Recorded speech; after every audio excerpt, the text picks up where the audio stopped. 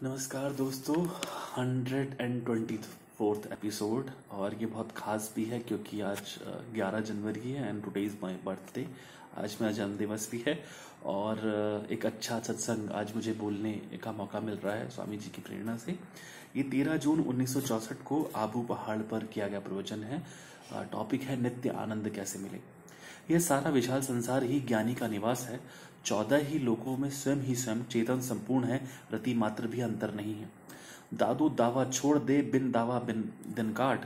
यदि कोई कहे कि मैं यह कार्य दावे से कर सकता हूं, परंतु शरीर का क्या भरोसा है, 1 सेकंड में ही नाश हो सकता है। सदैव सचेत रहना चाहिए। यह सृष्टि ऐसी है जैसे स्वप्न में स्वयं को भूल जाने के कारण ही अनेक आकारों सहित प्रतीत होती नजर आती है। जागृत होने पर एक चेतन के अतिरिक्त कुछ भी नजर नहीं आता है जो तीनों लोगों को प्रकाशमान कर रहा है। वही सत्य स्वरूप है। भगवत ध्यान, भगवत ज्ञान, भगवत आनंद में स्थित होना है। पूछो कि स्वामी जी ईश्वर का स्वरूप कैसा है, क्या यह दृश्य आदि? नहीं नहीं, ईश्वर का स्वरूप किसी भी विषय संबंध के अतिरिक्त सिर्फ आनंद है। यही ईश्वर का स्वरूप है। कहोगे कि स्वामी जी ईश्वर का दर्शन कैसे हो? भाई, ईश्वर तो रोज दर्शन दे रहा है। सुखोपत अवस्था या गहरी नींद में जो आनंद मिल रहा है, जो देख रहे हैं कि किसी भी विषय संबंध के बिना है, वहां कोई भी विषय पदार्थ या मन की वृत्ति नहीं है, तो फिर वह आनंद आया कहाँ से? वह आनंद कोई बाहर से नहीं आया, वह आनंद हमारे भीतर ही है। अगर ईश्वर को बाहर ढूंढने जाएंगे तो यह हमारी बड़ी भूल है। पार ब्रह्म परमेश्वर हमारे भीतर ही है, सिर्फ आनंद ही आनंद है। पूछोगे कि स्वामी जी यह आनंद जागृत में सदैव कैसे रहे? सुनो, शरीर से ऊपर उठो, अर्थात शरीर को स्वयं न समझकर, शरीर को आभास मात्र मानकर भगवत ध्यान में लगाना चाहिए या कार्य में लग जाना चाहिए, अर्थात शरीर से ऊपर उठना चाहिए। बहुत अच्छी बात स्वामी जी ने कही कि सतत प्रयास में हमें लगना चाहिए। यदि एक बार विफल हो गए तब भी हमें करना चाहिए, और कभी ये नहीं सोचनी चाहिए कि हमारी उम्र इतनी है हम ऐसे करें। मैंने बहुत सारे विद्यार्थियों को देखा है कि जो बाल्यकाल में ही सरस्वती मंत्र लेकर के जाप करना चालू करते हैं, उनकी प्रखर बुद्धि हो जाती है। उसके बाद विषय विकारों में इतना वो रम नहीं पाते हैं। ऐसे संस्कार जितने जल्दी दिलवाए जाएं उतने अच्छे रहते हैं, पर आपको ये भी सोचना है कि यदि आप स्वयं संस्कारों का पालन नहीं कर रहे हैं और अपने आने वाली संतति को फोर्स करेंगे तो उन पर वैसे प्रभाव नहीं पड़ पाएंगे। सबसे ज़्यादा ज़रूरी है कि हमें इन संस्कारों को खुद के अंदर डालना। फिर यदि आप नहीं कहेंगे तब भी वह प्रकाशमान होंगे। और बाई चांस अगर कभी ऐसा हो कि आप संस्कारों का पालन कर रहे हैं तब भी आपके द्वारा कहे गए किसी व्यक्ति प्रभाव नहीं पड़ रहा है, तो आपको दुख नहीं मनाना चाहिए, क्योंकि हमें सबसे पहले अपने जीवन का कल्याण करना है, तब हम किसी दूसरे का कर सकते हैं। आत्म तत्व की स्थिति बताई तो बहुत सरल गई है, पर इसमें एक बात ये समझनी भी जरूरी है कि वो हमारे बहुत लंबे प्रारब्धों को काटने के बाद मिलती है। यानी कि अब तक के जितने भी पाप कर्म हो चुके हैं या हो रहे हैं, उन सबको कटेंगे। जब पुण्यों का उदय होगा तभी हमें वह स्थिति मिलेगी। और उसके भी बहुत सारी प्रकार और बातें कही गई हैं जो कि एक योग्य निरीक्षक या गुरु की देखरेख में ही मिलनी चाहिए। एक सवाल यहाँ पर ये पैदा होता है कि आज के समय में ऐसे गुरु किसको बनाएं? तो आप गुरु अपने इष्ट को बना सकते हैं। आप गुरु अपने आसपास जो भी आपको लगता है, कोई भी ऐसा व्यक्ति है जो भगवत भक्ति में है या जिनसे आप चर्चा कर सकें, उनके साथ कर सकते हैं। ज़रूरी नहीं है कि आप किसी इंटरनेट पे ऐसे बाबा को खोजें जिनके लाखों करोड़ों भक्त हों, बिल्कुल नहीं। स्वामी जी ने भी कभी ऐसा नहीं किया। स्वामी जी ने किसी को शिष्य भी नहीं बनाया। और इस बात में मैं कहूँगा कि हमारे जो सिख भाई हैं, वाहेगुरु, वो सच में बहुत बहुत मतलब किस्मत वाले हैं, बहुत भाग्यवान हैं, क्योंकि उनको पहले से ही कहा गया है गुरु मान्यो ग्रंथ। और इतनी अच्छी बातें जपजी साहब में, सुखमनी साहब में कही गई है। मैं सिंधी हूँ, कभी कभी हमारे यहाँ भी पाठ होता है तो बहुत अच्छा लगता है।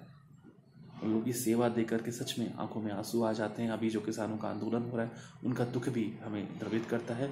ईश्वर से प्रार्थना है कि जल्दी ही ऐसे दुखों से सबको निजात मिले, सब लोग प्रभु की भक्ति की ओर बढ़ पाएँ। जन्मदिन भी है तो इसलिए अच्छी कामना तो कर ही सकता हूँ। आप भी कृपा कीजिएगा, आशीर्वाद कीजिएगा कि इस रास्ते में बढ़ पाऊँ और जितनी भी तकलीफ़ें, दुख, दर्द हैं, उनको झेलते हुए, इन सब चीज़ों को साइड में करते हुए एक अच्छा जीवन व्यतीत कर पाऊँ, खुद को भी रोशन कर पाऊँ और लोगों को भी कर पाऊँ। ऐसी इच्छा है। ईश्वर का सानिध्य भी मिले और आप लोगों की भी सेवा कर पाऊँ। मैं ऐसा कथावाचक तो नहीं बनना चाहता हूँ, नहीं ऐसी इच्छा है कि सत्संग करूँ, और कभी मैंने इसको एज अ प्रोफेशन या मॉनेटरी रिसोर्स के लिए देखा नहीं। पर इच्छा होती है कि अपने विचार सामने व्यक्त करूँ, क्योंकि कई बार ऐसा हुआ कि कई प्लेटफॉर्म से समझ नहीं आए, पर क्योंकि लगता है कि इंटरनेट के माध्यम से जब सब तरह की बातों का प्रचार हो रहा है तो क्यों ना अच्छी बातों का भी प्रचार किया जाए। और मैं अक्षरश कहता हूँ। मतलब अगर कोई मुझे कहे कि क्या सनातन धर्म से, क्या शास्त्रों के पढ़ने से लाभ होता है, बिल्कुल होता है। मैं स्टैम्प पेपर में लिख करके दे सकता हूँ आपको। और सबसे अच्छी बात है जो पूरे विश्व के किसी रिलीजन में नहीं है, वो ये कि हमारे सनातन धर्म में इतनी वैरायटी है कि यदि आपको एक तरह के देवी पुरुष नहीं समझ में आ रहे हैं तो आप देवी की आराधना कर सकते हैं। आपको देवी देवताओं में रुचि नहीं है तो आप आत्म तत्व की आराधना कर सकते हैं। यदि आपको दोनों में रुचि नहीं है तो आप स्वयं के तत्व की आराधना कर सकते हैं, और उनमें भी रुचि नहीं है तो आप श्वासोश्वास में कर सकते हैं, और इन चीज़ों में भी रुचि नहीं है तो आप मानवता धर्म को सर्वोपरि समझ सकते हैं। जितनी भी कुरीतियाँ फैलाई गई हैं तो कुछ लोगों ने अपने पर्सनल लाभ के लिए, निजी स्वार्थ के लिए लगाई हैं। शुरुआत में जो चीज़ें निकली थी वो इतनी बुरी नहीं थी, कुछ ना कुछ कारण वहाँ पर थे। यदि हम कारणों को समझे और जाने तब हमें समझ में आएगा कि कारण क्या था। जैसे पहले के समय में कहा जाता था कि लड़की को जल्दी शादी करा दी जाती थी, और ये गलत था। क्या किसी ने जानने की कोशिश की कि इतनी जल्दी क्यों करवाई जाती थी और किन एरियाज़ में ऐसी करवाई जाती थी? क्या पूरे भारत में ही ऐसा होता था? बिल्कुल नहीं। पहले के समय में समस्या इतनी विकराल थी कि अरब लोगों का यहाँ पे आक्रमण होता था तो वो लोग छोटी लड़कियों को ही अगवा कर लेते, या तो बंधुआ बनवा देते थे, या उनसे ज़बरदस्ती कुकर्म किए जाते थे, या शादी करवा के उनको बच्चा पैदा करने की मशीन बना दिया जाता था, और बहुत ही घृणित जीवन होता था। इसलिए डर के मारे बहुत सारे पेरेंट्स अपने बच्चों की बहुत जल्दी शादी करवा देते थे। दूसरा ये भी हुआ कि विभाजन के बाद भी समस्या ये रही, तब भी पेरेंट्स बहुत ही चिंतित रहते थे कि वहाँ पर किस तरीके से लालन पालन होगा, कैसे हम रख पाएंगे, तो तुरंत शादी करा दी जाती थी। हाँ, अब इस तरह का कोई भी कार्य प्रचलन में आएगा तो उसके हानि लाभ तो होंगे ही, पर हमेशा ये समझना ज़रूरी होता है कि कोई कारण होता है तभी कोई निर्णय होता है। आज की सरकार भी किसी कारण के वश निर्णय ले रही है तो ऐसा नहीं कि पहले कभी ऐसा नहीं हुआ। अनादिकाल से सृष्टि का यही नियम रहा है।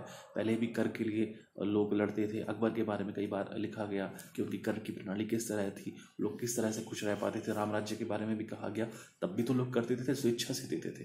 दे wanted to help the government, they use to pay taxes, and that's what it was. यदि हम इतिहास को और माइथोलॉजी के पन्नों को समझने की कोशिश करें तो एक बात ये भी समझने में आएगी कि जिस देश में कोई व्यक्ति रहता है तो हमेशा उसका गुणगान होगा, और दूसरा व्यक्ति जो विरोधी है हमेशा उसके बारे में बुरा कहा जाएगा। श्रीलंका में अगर रावण की पूजा होती तो यहाँ पर आज उसकी निंदा भी होती है। पर हमें एक बात तो यही समझनी है कि हमें श्रेष्ठ आचरण तो रखने ही है, और एक बात सर्वोपरि आप जान लीजिएगा कि नारी का सम्मान तो हर अवस्था में होना ही चाहिए। जो व्यक्ति लक्ष्मी और नारी का सम्मान नहीं करते उनके घर में आपदाएं तो तुरंत बनती ही हैं। और ये ज़रूरी नहीं कि सिर्फ अपने घर की नारी का सम्मान हो, हर प्रदेश की, मतलब संपूर्ण विश्व की हर माता का, हर नारी का सम्मान होना चाहिए।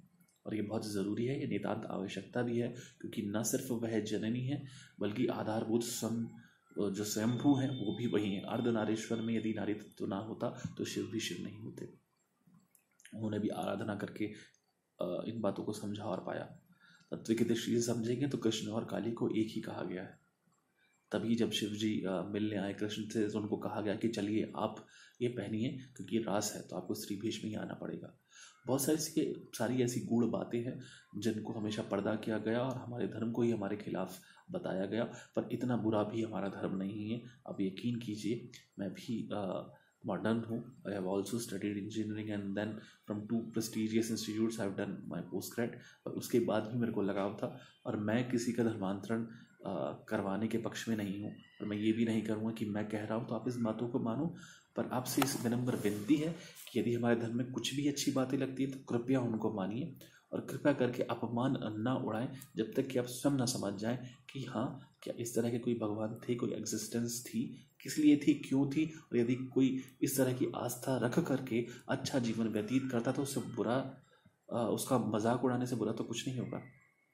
कि आप यही सोचिए कि एक व्यक्ति को एक आधार मिला है कि वह अपने जीवन को अच्छी तरीके से श्रेष्ठ आचरण कर सके, और ऐसे अच्छे लोगों की हमारे संसार को बहुत बहुत ज़्यादा ज़रूरत है।